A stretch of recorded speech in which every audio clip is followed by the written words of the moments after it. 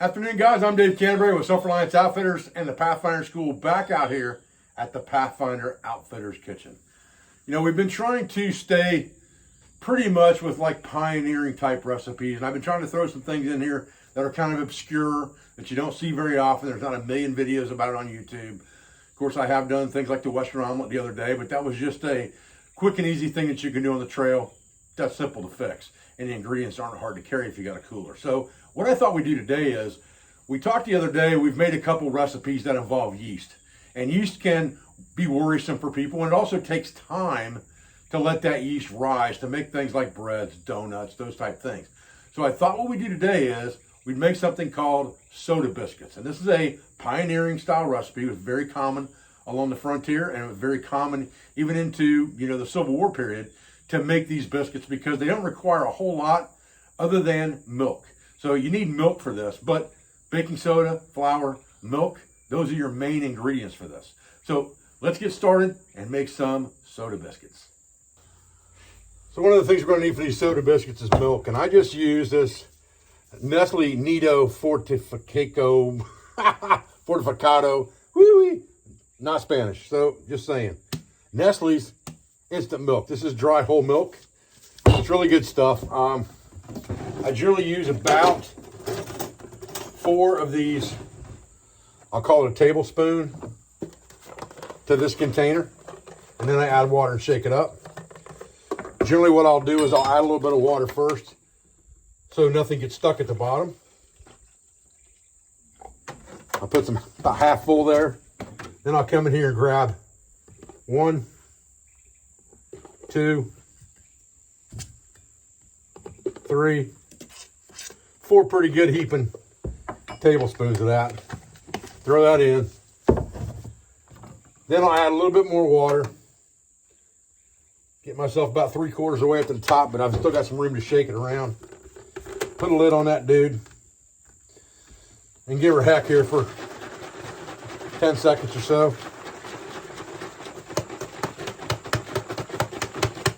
Then I'll come back in and fill it up the rest of the way. Get to my top measurement mark there, because I can use this to measure with as well. Just like that. Excuse me. And I just keep this in the cooler when I'm not using it. And this stuff seems to not go off as fast as regular milk does. Dried milk doesn't seem to go off at the same speed, so it lasts a little longer in the cooler as well. So that's a simple thing that we need to make anyway for this recipe, so got that out of the way. Okay, real simple recipe here, okay? We got 1 cup of flour. We're going to put about half of that in right off the bat. We've got about a half a teaspoon of salt. What we're going to do is we're going to add just a little bit of milk to this. And we don't want to go too fast with this. Get that milk mixed in. If it's cold, that's good. If it's not, that's okay. But if it's cold, it's always better. You can see it's starting to clump up now, but you can tell that it's still dry, and that's okay. Once we get to that point, what we're going to do is we're going to add the rest of our flour. We're going to pour our baking soda in this cup container, just like this. And we're going to add just a little bit of milk to this 1 cup container. And we're just going to kind of stir that around with our fingers. Yeah, I know, stirring with your fingers, whatever. And the reason we're doing that is to get that soda liquefied and broke down into that milk. We don't want it to be sitting in this flour. And then we're going to put that in and a little bit more milk, just like that. And then we're going to go after it again. Like I said, some measurements are not going to be exact. You learn to get to doing this by feel.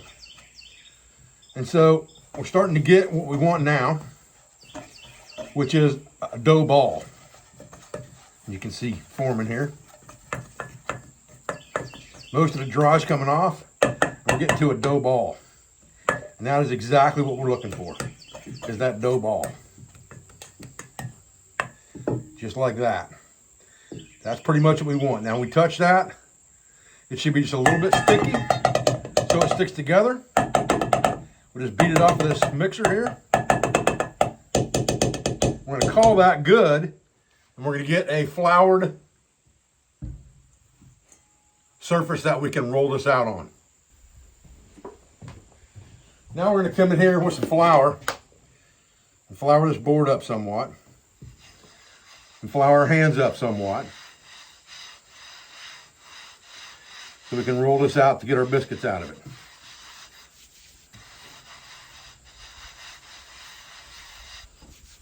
And we're going to flour our rolling pin. Once we get that done, then we can grab this dough out of here. Roll it around this flour a little bit. Just like that. Pretty good shape. One little sticky one there. Okay. You don't need to mess with this too much. You don't need to knead this too much or anything else. Now you're just going to roll this thing out, and I cut this recipe down quite a bit because I don't need any 12 biscuits or anything like that. We want this to be about a ½ inch thick when we're done. And I was only planning on getting a couple biscuits out of this anyway. It was not a big deal. Probably get 3 out of it though. All right. There's one. All right. And then back up. Rolling back out.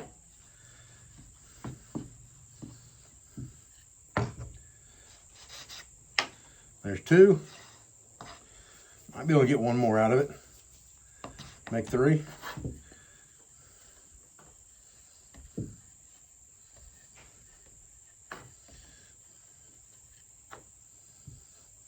Right there on the edge of it. Boom. All right.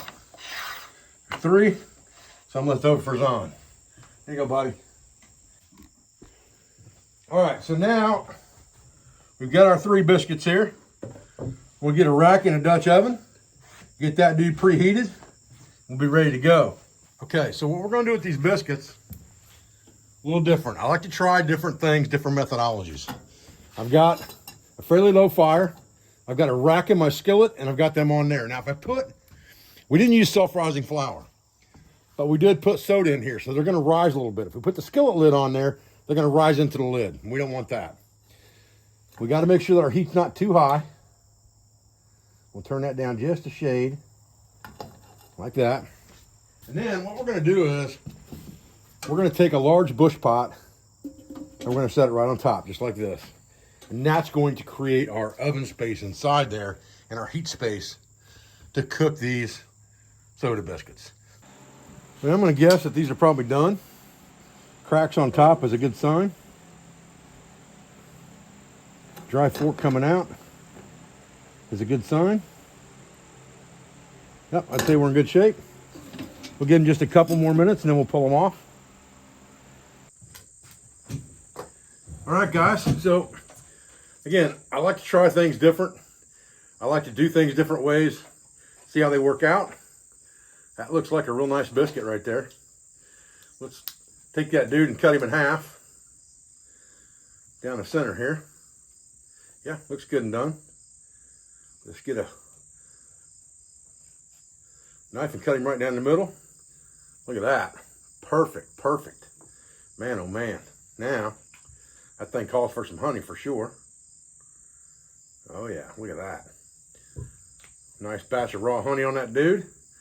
And Zahn. We check the camera here since Zahn moved it. Get back, Zahn. Quit. You can have some in a minute now. You quit. Okay. We got some vintage Americana honey cream soda pop here. With a honey flavor. That's good. I'm dripping honey everywhere. Oh my gosh. Wow.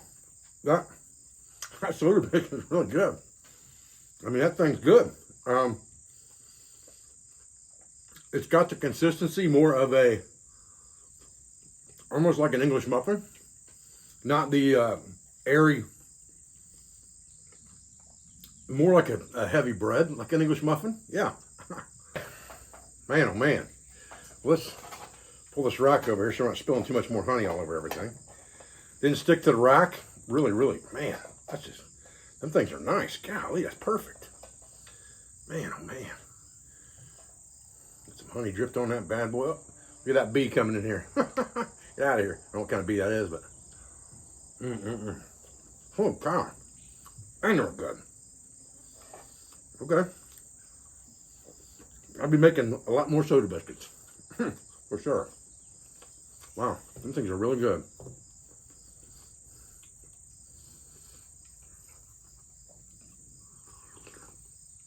That cream soda is really good too with that honey flavor and vanilla in it. Whew. Man, that's good. Pure cane sugar I'm talking about. So I'll tell you, again, this is not difficult.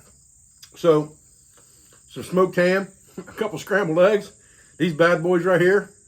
Man, in a half an hour, you could just have a killer breakfast. And would not really take that much to carry around with you. A little salt, a little baking soda, some powdered milk, and some flour.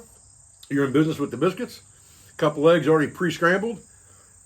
A little milk in a different container. And a couple of them nice smoked ham steaks. And golly, man, that would be a killer breakfast. I think I'm going to have to do that for myself tomorrow. All right, guys. Well, listen, I appreciate your views. I appreciate your support. I thank you for everything you do for our school, for our family, for our business, all our sponsors, instructors, affiliates, and friends. I hope you're enjoying this series. And this was just kind of a short video, but I wanted to show you another traditional recipe. So I appreciate you guys continuing to watch this series, and I'll be back on the next video. Thanks, guys.